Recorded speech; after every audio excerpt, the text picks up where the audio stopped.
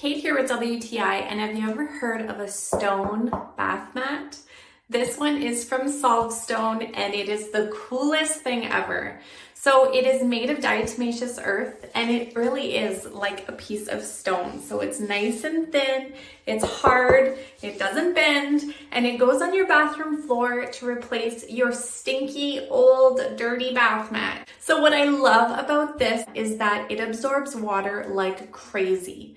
So watch as I get out of the shower, you can just see how quickly those wet footprints disappear. It does not go through the stone, it just kind of evaporates. This stone is known for its absorbing powers, and so it can hold a ton of water, and it feels dry to the touch almost instantly. The overall look is beautiful. So this is the wave pattern. It's in this nice dark gray color. It's slim and modern and will match any decor style.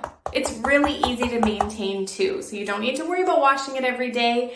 When you do see that it could use a little wash, you can use a natural cleaner or peroxide, a little bit of water, and just gently wash off anything. And then if it does end up having a little stain on it, it comes with sandpaper, so you can just wet sand off any marks.